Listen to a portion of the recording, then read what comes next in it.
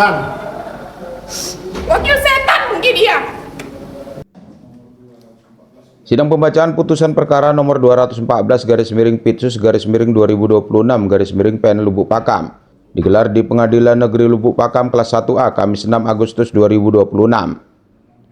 Majelis Hakim menyatakan terdakwa Sherly terbukti bersalah dalam perkara dugaan KDRT dan menjatuhkan pidana penjara selama 21 hari. Masa penahanan yang telah dijalani diperhitungkan sebagai bagian dari pidana, sementara barang bukti dikembalikan sesuai amar putusan. Setelah amar putusan dibacakan, majelis hakim menanyakan sikap para pihak. Penasihat hukum terdakwa menyatakan banding, jaksa penuntut umum juga menyatakan banding, sehingga perkara ini masih berlanjut pada tingkat pengadilan yang lebih tinggi dan belum berkekuatan hukum tetap. Usai sidang, Sherly menangis histeris dan menyampaikan keberatan. Menurutnya barang bukti dan rekaman CCTV yang digunakan dalam persidangan tidak membuktikan adanya tindakan penganiayaan seperti yang didakwakan. Pernyataan tersebut merupakan pandangan pribadi terdakwa. Dalam pernyataan lain, Sherly juga melontarkan kritik keras terhadap putusan majelis hakim. Kaget ya dengan alat bukti yang disebutkan yang tidak berhubungan. Itu sangat-sangat gimana ya?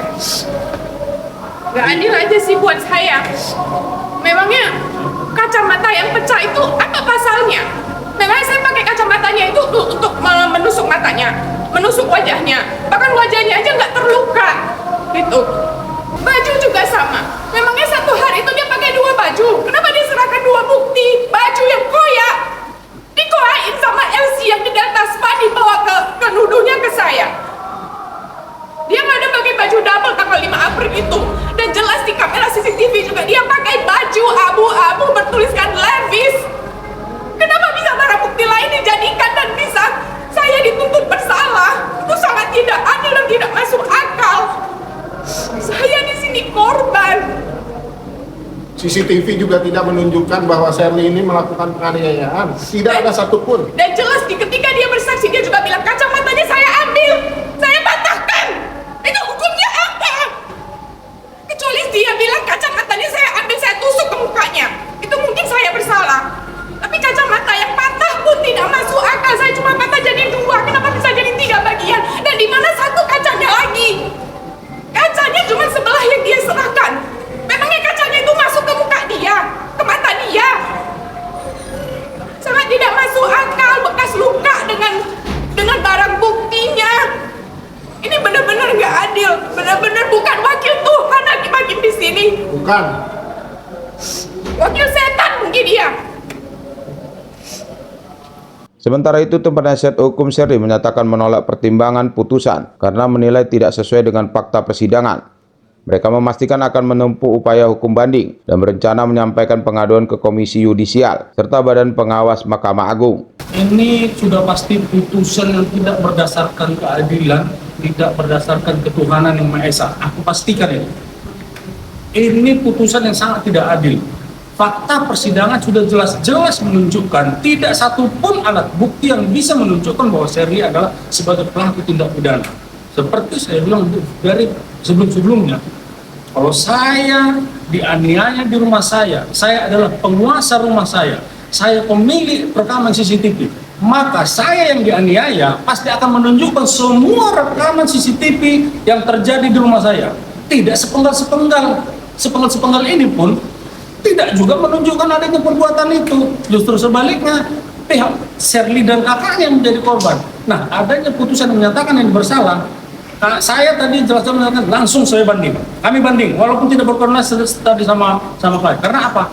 Ini putusan yang sangat tidak adil. Nampak dari raut wajah majelis hakim. Tadi rekan-rekan pasti melihat tadi raut wajah majelis hakim, ya, terutama para anggota itu wajah kikuk. Jadi bukan hanya banding, saya juga ke KY, bahkan saya akan ke Bawas. Saya pastikan mereka harus mendapatkan ganjarannya. Itu dia. Karena apa? Ini putusan yang tidak berdasarkan fakta hukum yang terungkap di persidangan. Ini sangat tidak berkeadilan. Walaupun itu hanya pengurangan katanya, jangankan pengurangan, dinyatakan bersalah tidak dihukum saja pun saya keberatan. Apalagi dinyatakan penjara 21 hari. Ini putusan yang sangat tidak adil. Tapi banding, saya lapor KY, saya lapor Bawas, siap-siap aja. Ya, terhadap saksi ini kan gimana nih? Terhadap saksi kan yang dihadirkan JPU ini kan banyak menyebutkan teriakan itu kan atau jeritan itu. Ini Ya, gimana nih? makanya itulah tenor tadi putusannya tidak berdasarkan fakta yang terungkap di persidangan. Terungkap di persidangan, dia menjerit-jerit. Masa orang menjerit sebagai pelaku tindak pidana? Jeritannya jeritan minta tolong, bukan jeritan mengambil, jeritan minta tolong. Ya, banyak lagi. Barang bukti berupa kaos, katanya cabik-cabik, itu bukan hari kejadian. Ada kejadian. Beda. Jadi barang bukti yang disita pun beda. Dan kepada halayak ramai, pada masyarakat Indonesia yang masih menginginkan keadilan, mohon doanya, kami masih berjuang ternyata untuk Shirley melawan ketidakadilan ini. Saya masih berjuang, kami mohon doanya. Dan dari saya, satu, turut berduka cita atas tidak tegaknya hukum dan keadilan, ya, khususnya di Sumatera Utara ini. Ya. Kita bukan orang baru sebenarnya di dunia hukum ini, tapi putusan itu benar-benar putusan yang, ya, yang memang mengejutkan.